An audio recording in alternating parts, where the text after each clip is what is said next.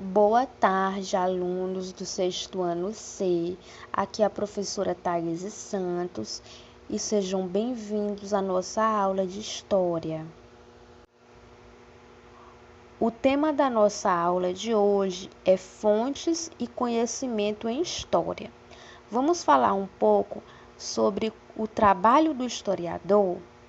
Bom, o trabalho do historiador é semelhante ao do detetive.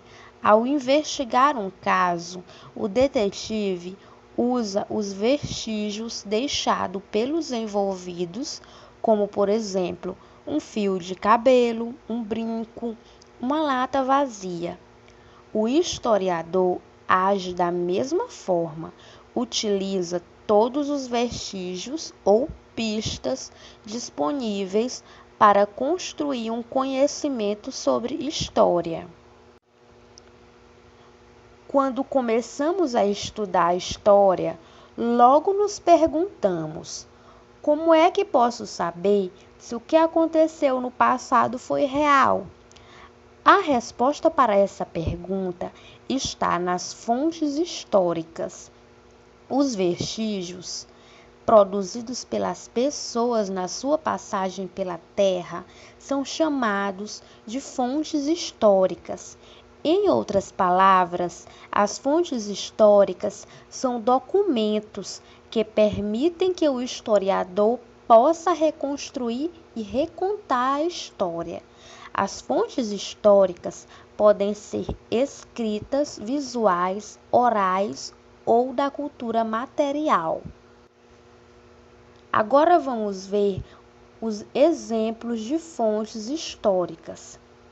Livros, documentos, jornais, diários e leis são exemplos de fontes escritas. As fotografias, as pinturas, cartões postais são exemplos de fontes históricas visuais. As fontes materiais são as fontes que podemos tocar, como esculturas, peças em artesanatos. Um exemplo de fonte material são os fósseis dos dinossauros. Já as cantigas, as lendas, as entrevistas são exemplos de fontes históricas orais.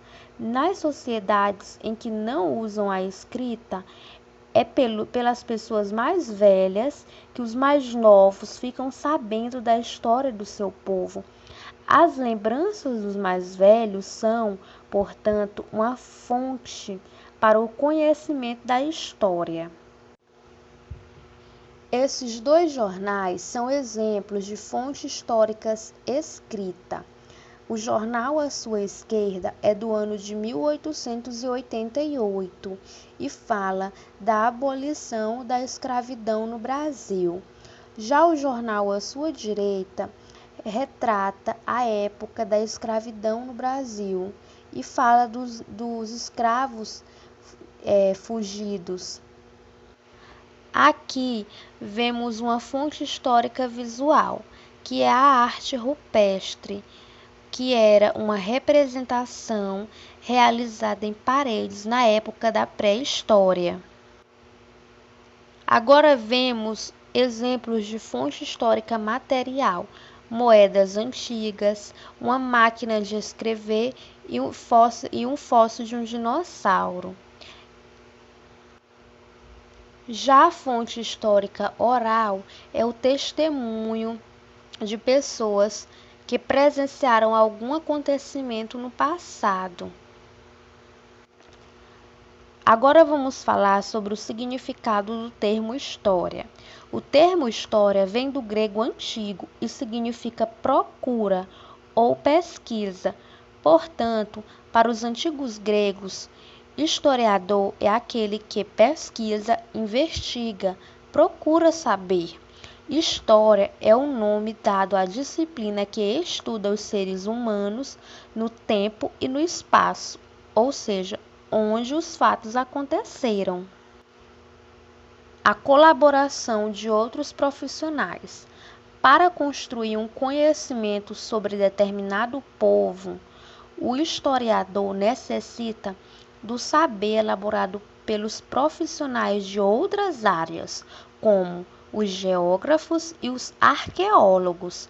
Os arqueólogos estudam os povos por meio dos vestígios materiais deixados por eles, como restos de casas, instrumentos de trabalho, pinturas feitas em rochas, vasos, entre outros. Bom, alunos, a nossa aula de hoje se encerra por aqui. Até a próxima!